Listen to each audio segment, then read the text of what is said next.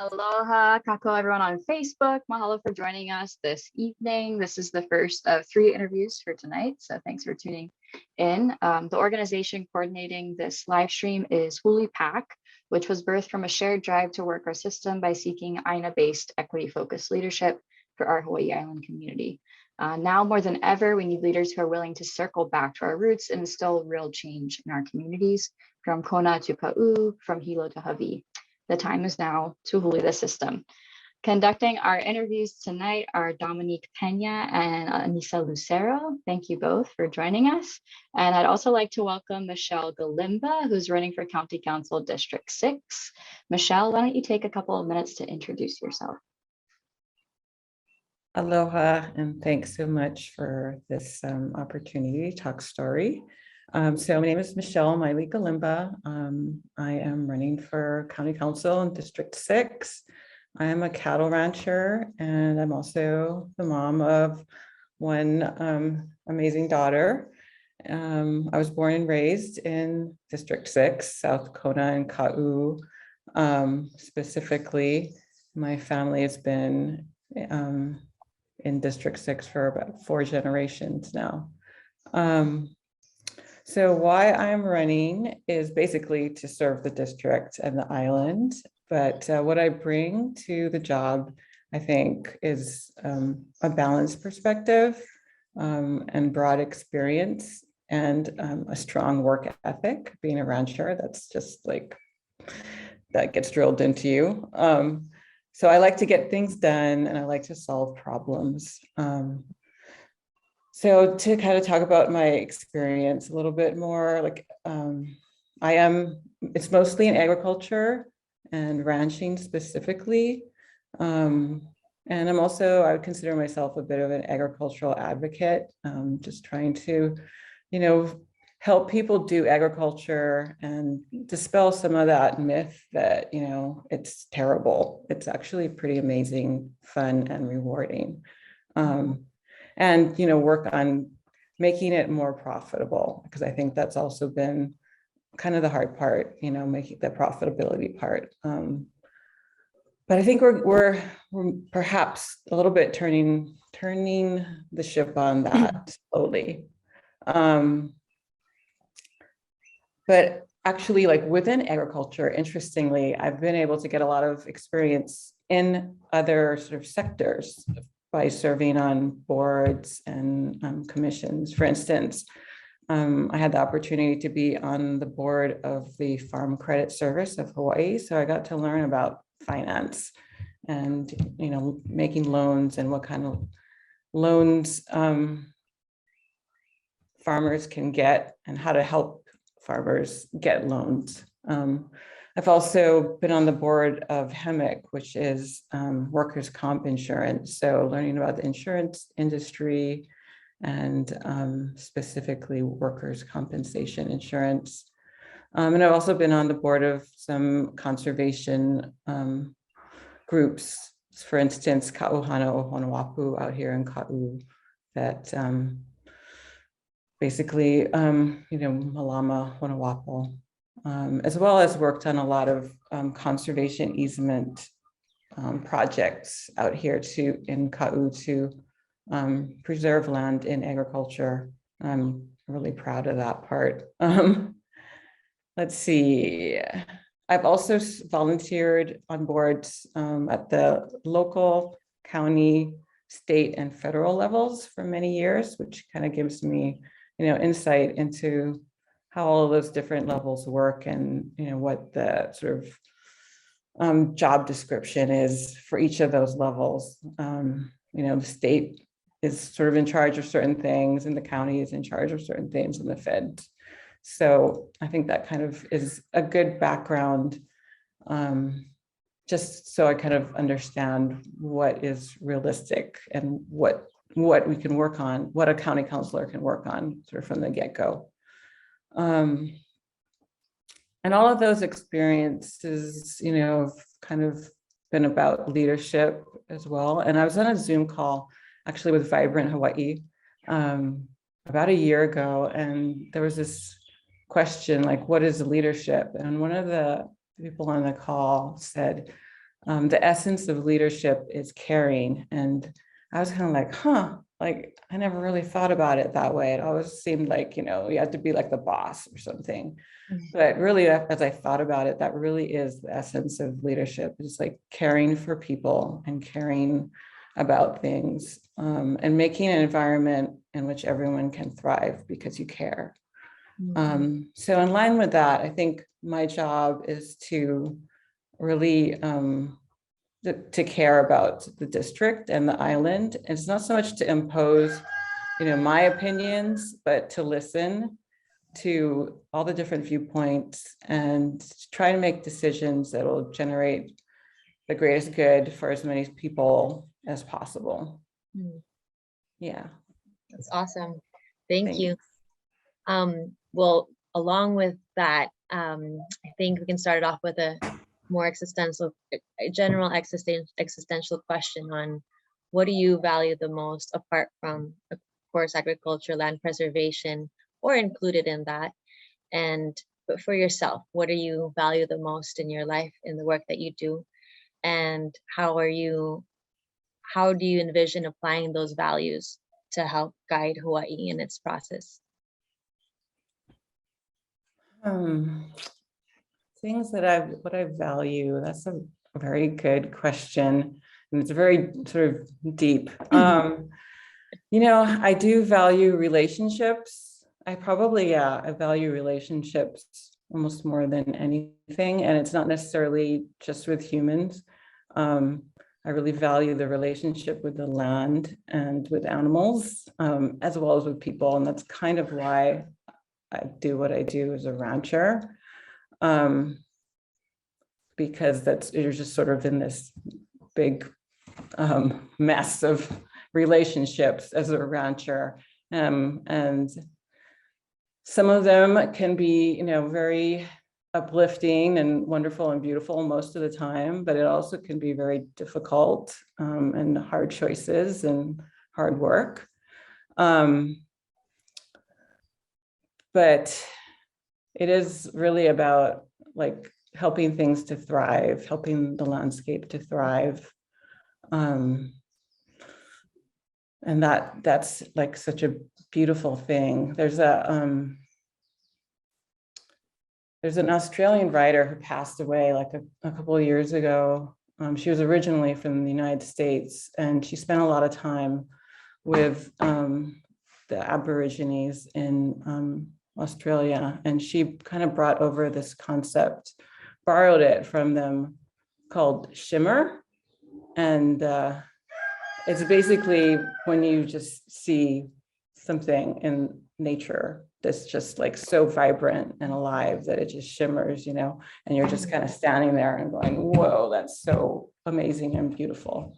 And I think just to me, like that's sort of one of my deepest values, is really like trying to get more of that into the world, more life, more shimmer, more, vibrant, healthy landscapes, animals, people. Yeah. Beautiful. Oh, thanks. I wasn't expecting to talk about that, but it was a good question. I love that. Your response was beautiful. Shimmer. I like shimmer. For the shimmering.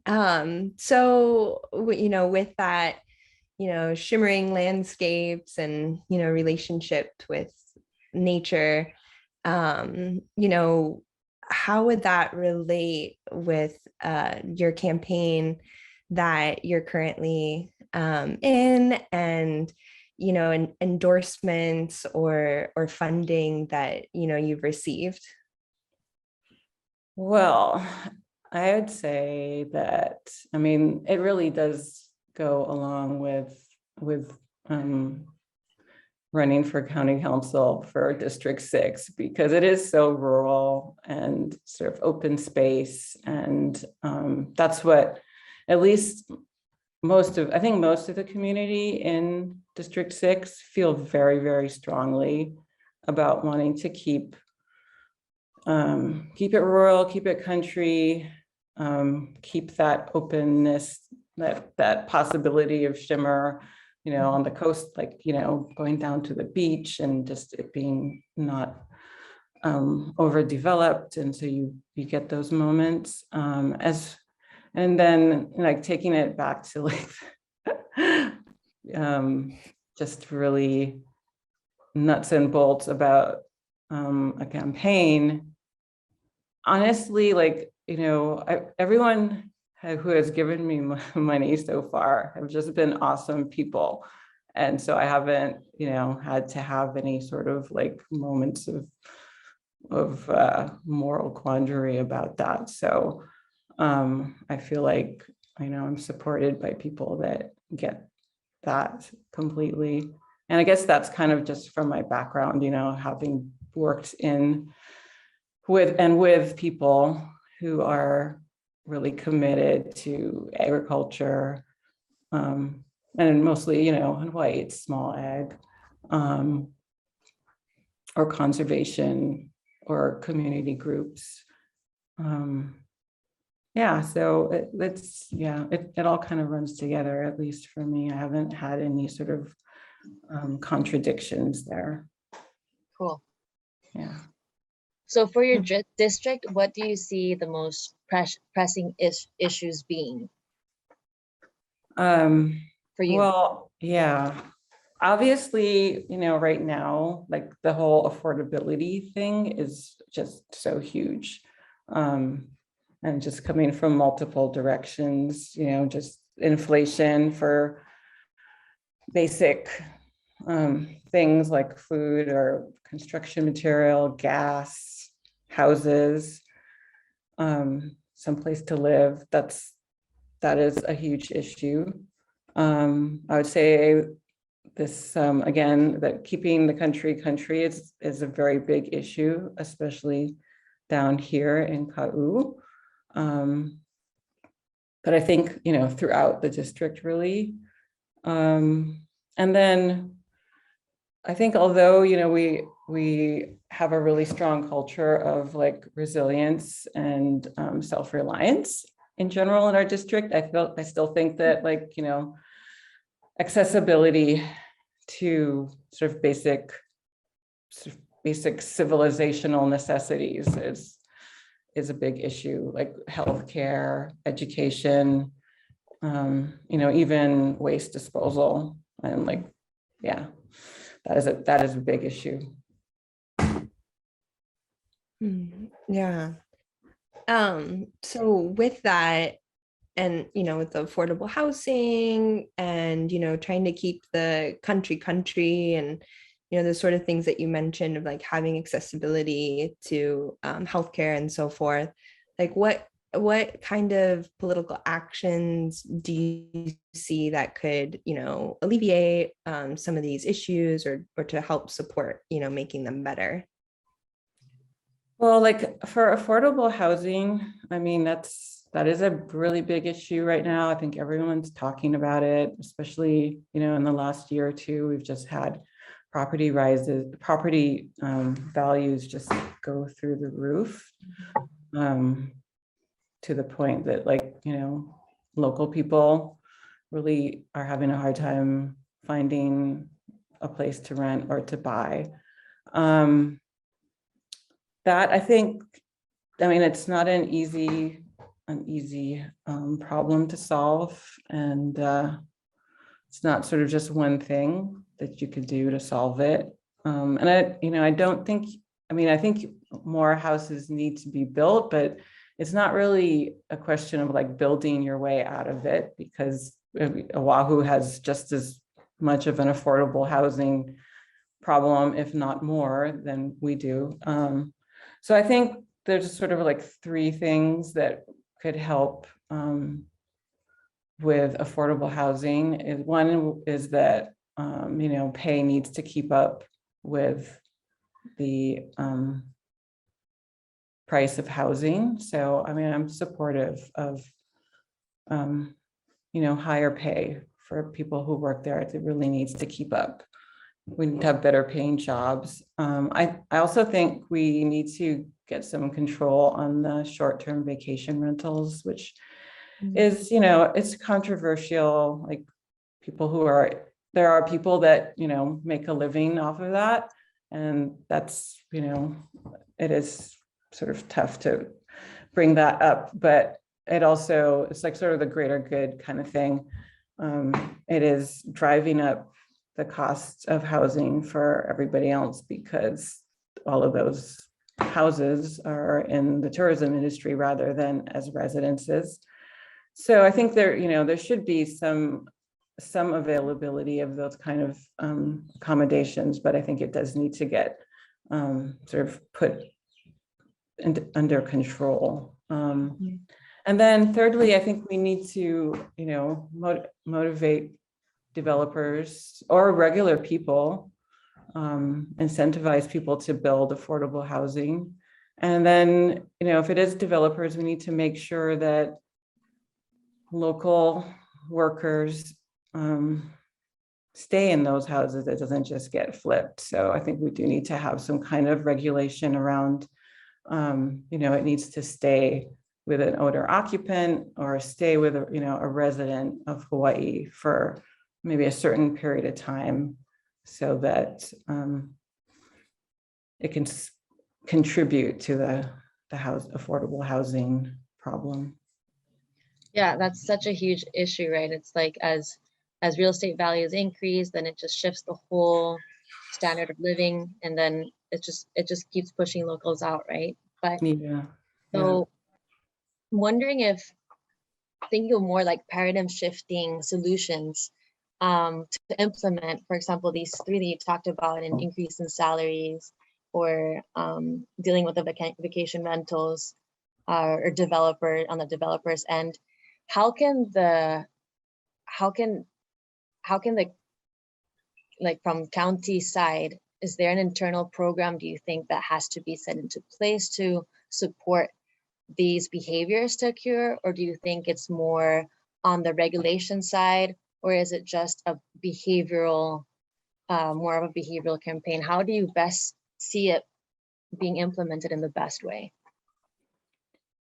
Well, I think incentives generally work better if you can, but I think it has to be both. There sort of has to be the carrot and the stick. But generally, I think incentives work better. People are happier when they're being incentivized rather than punished, right? And I think, like just this week, there was a proposal to create a fund for affordable housing in order to help like with design, I think, and just making it easier for developers or people to create affordable housing. And I think the bill that was happening, I saw it in the newspaper, was to take a certain percentage out of the real estate taxes, sort of like the PONC fund, where it takes the 2% fund. So I think this was a similar kind of mechanism, which may or may not be the best way to do it, because it's kind of like would be a relatively small amount of money coming in every year. There is something to be said for that. Like, it's very certain, but we might need to have a larger allocation upfront than that 1% that was being proposed.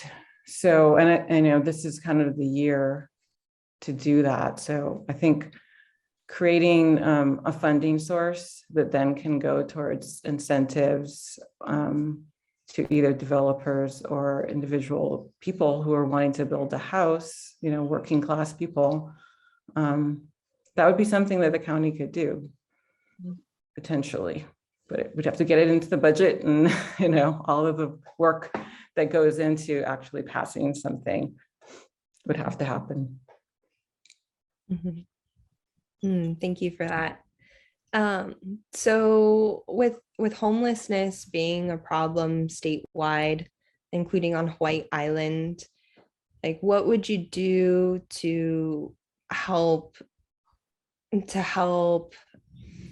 folks to be able to move out of this problem, or a way that we can get a grip on this problem becoming persistent? Yeah, that is a difficult question.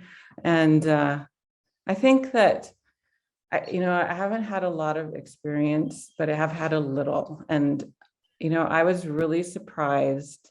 I was trying to help a woman who was in very difficult circumstances. She didn't like being called homeless, so even though that was pretty much the case, but and I was really kind of just shocked at how little help there really is for someone in that situation. I kind of just, assumed that there was like a whole infrastructure there to help people who'd, gotten into that kind of situation. And there really isn't. I mean, there are some groups that are working on it, and there's like sort of the state and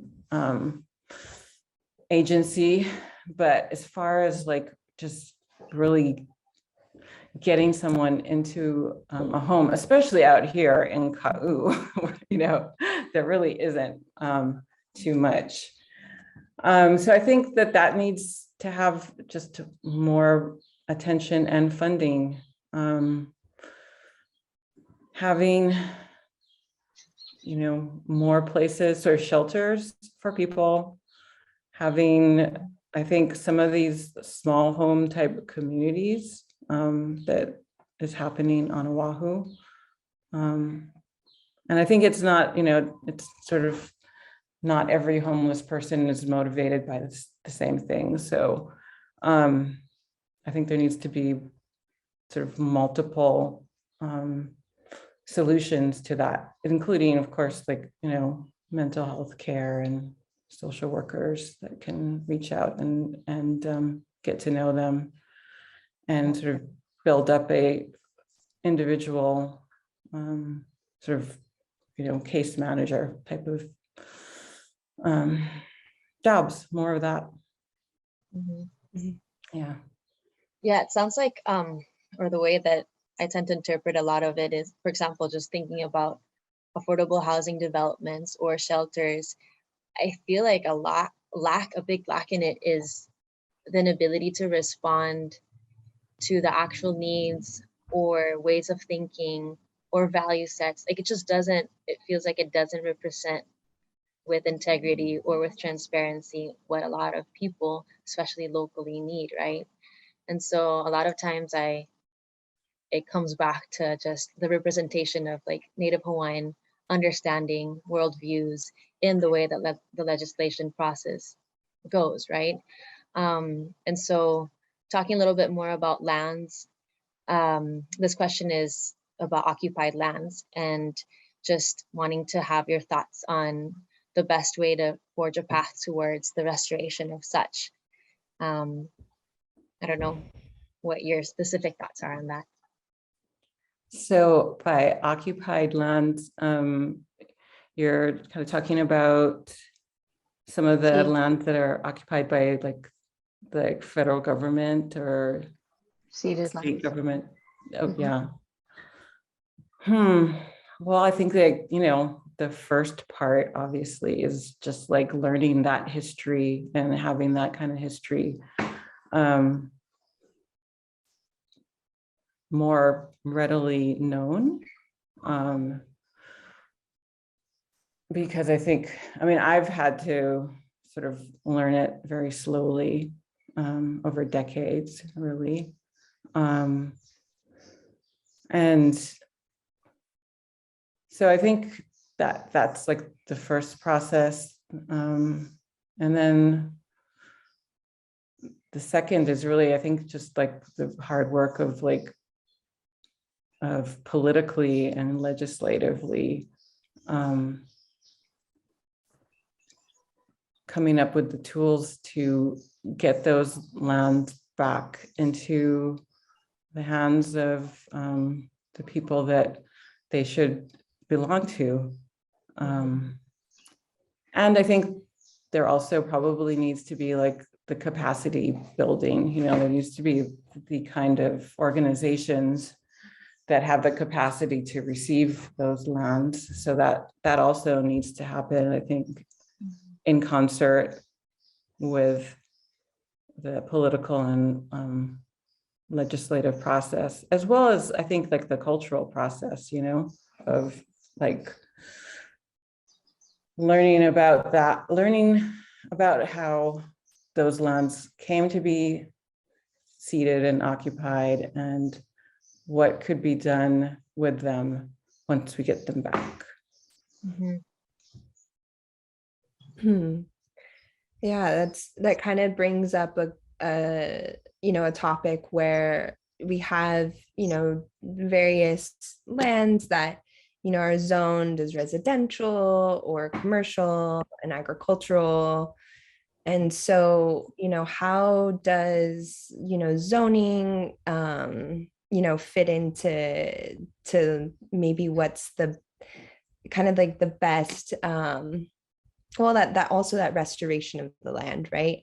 So like, how does zoning, play into that? And then I guess like, would you support rezoning of agricultural lands to residential or commercial, or is there a way for it to be dynamic? Yeah, that's an interesting question, because it's like sometimes I think that like, like it all can get boiled down to appropriate land use. Like all of our problems really in some ways can just like, if we just use the land appropriately, a lot of the problems that we have would kind of at least be partly taken care of, and unfortunately a lot of lands that we have are just not zoned properly, and it's a little bit crazy making because it's so hard. I mean, in some ways maybe it's good that it's hard to rezone land, because I mean that is a really important change to make. But on the other hand, you have like a lot of situations where the zoning just prevents people from doing good things too. So I would say that I don't really support rezoning agricultural land to residential, but I mean, there's places where it's appropriate along, the edges of towns, and that needs to happen, and when the towns are going to grow. So there's appropriate places for that, but in general, sort of like large tract agricultural lands in between towns, I would say, no, I don't support rezoning into residential. However, sometimes I think a lot of our ag lands, especially out here in Ka'u, are like ag 20, which is great in a way for keeping it open space, but it's not so great for sort of empowering people to have their own small farms, because they have to, pretty much buy 20 acres.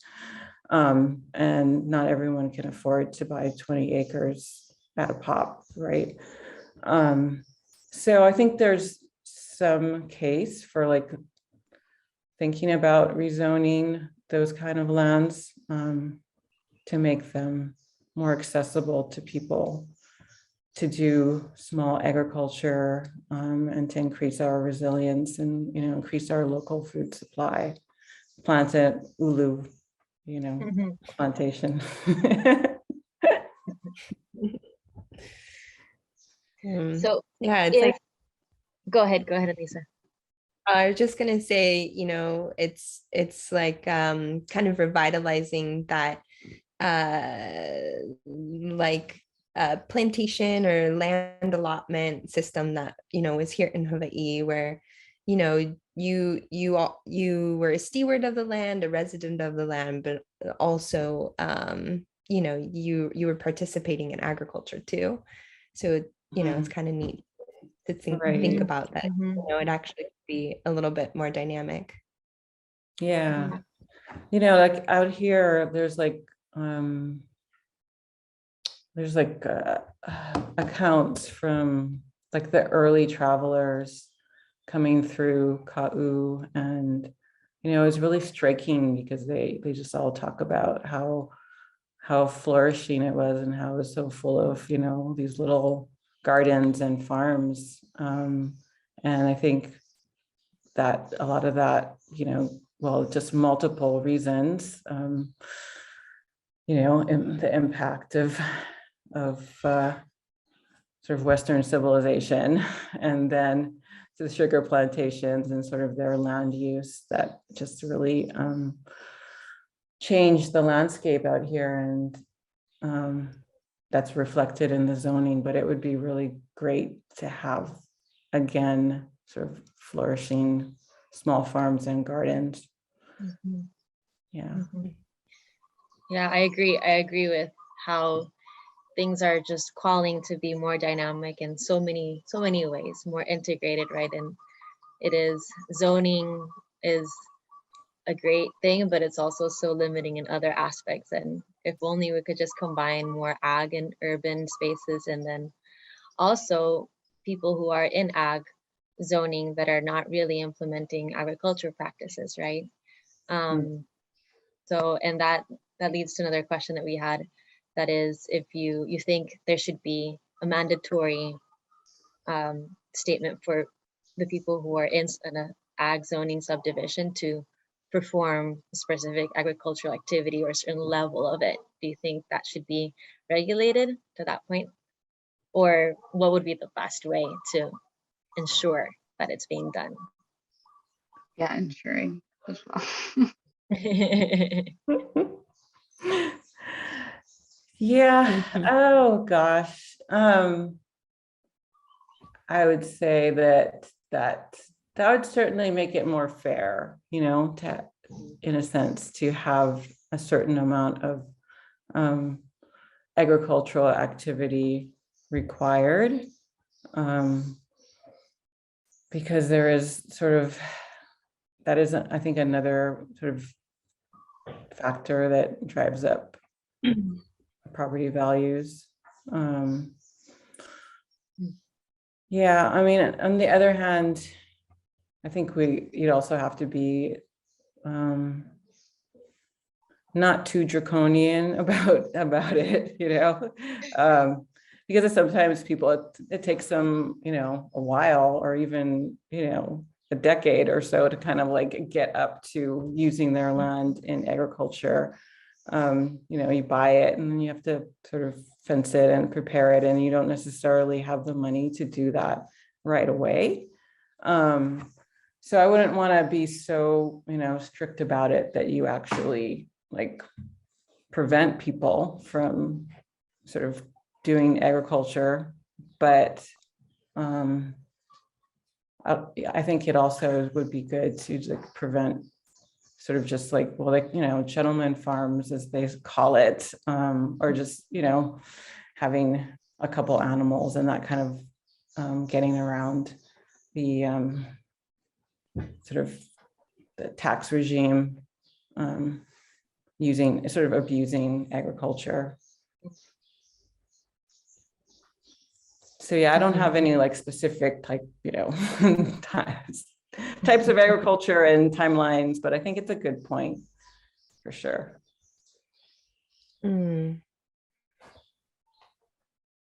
So with ag zoning, and there are challenges where there are situations where not everybody is practicing ag, and then with agriculture, right, like Hawai'i Island, especially as we've got ranching, and now there's ulu, and coffee, and we're very much a farming island, and a fruit basket.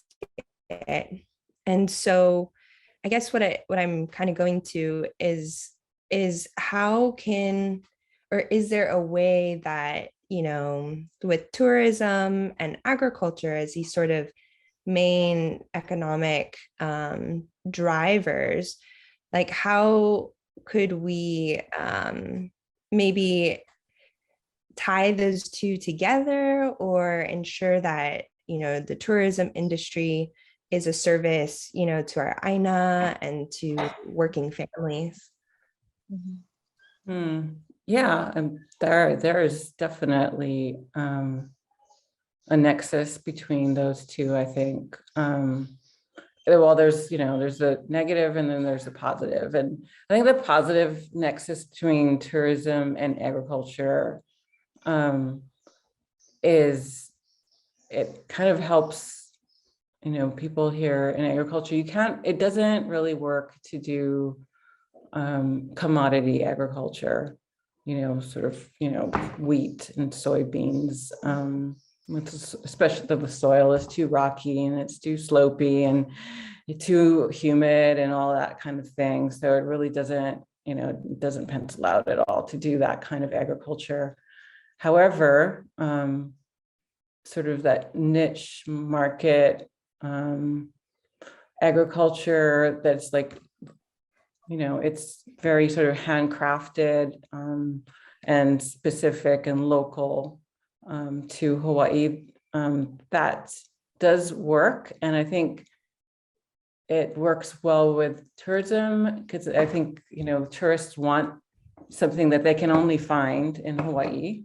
So it gives like, a unique experience of local beef, or never even having heard of ulu before. You get to try something, that you wouldn't be able to get on the mainland. So there is that, and also, of course, ecotourism. I mean, the agritourism type of activities that can help a farm to be profitable. And then that sort of, in some ways, subsidizes local agricultural production for locals. So, you're able to get enough of a market between locals and the tourists to have a viable agricultural endeavor. I know the interesting thing about that is like, I think you have to have a great product. But you also have to have a great story to tell about your product, which is, it's kind of interesting in agriculture. Like someone once asked me, like, what do you need to like do well in agriculture? And I said, you need to have a family. And doesn't necessarily have to be like a biological family, but you have to have a crew, because there's just so many parts to being successful in agriculture. There's like the production side, and that's sort of like one personality that just wants to be outside and just, be with the plants or the animals and do the stuff. And then there's also like the person that needs to be good at the bookkeeping, because otherwise it's just going to be a huge mess. And then you actually need you need the marketer, really, the storyteller, to, get people excited about the product. And then you also probably need, the grandpa, just to make things fun. Drive everyone crazy. Right. Yeah. And then also maybe the platform to supply all of these resources, right? And so in terms of local food hubs, to support local production and access to rural areas. I know you mentioned a little bit about that in your general introduction, but do you have any ideas to support more of these small businesses or avenues to get the food out and have it be more accessible? I guess the food hub program or idea has like been around for quite some time, and I think it really struggled until the pandemic, and then all of a sudden it was just like its value became really apparent. Like people didn't want to go far to get their food, and so having a place that was local, that like they could get produce from multiple farmers without having to, go into the city or to whatever, go any distance. So that's sort of like one of the little silver linings of the pandemic was, food hubs of various kinds became much more viable. Like even here on my ranch, we had like a store, but it wasn't very popular until the pandemic. And then everyone wanted to stay home and get their beef right here. And, we could also we also got honey from a farmer. So you can get honey, you can get eggs, and various things. So that's been pretty cool. And I know that I have a friend on Oahu who's, building up a very big CSA, and it's almost becoming like an alternative to supermarket, but it is supporting local farmers rather than imported food. So there's legislation in the legislature that is also supporting food hubs. Lots of great legislation this year in support of agriculture. So again, silver lining to COVID. And we all learned that, we need to be more self-reliant.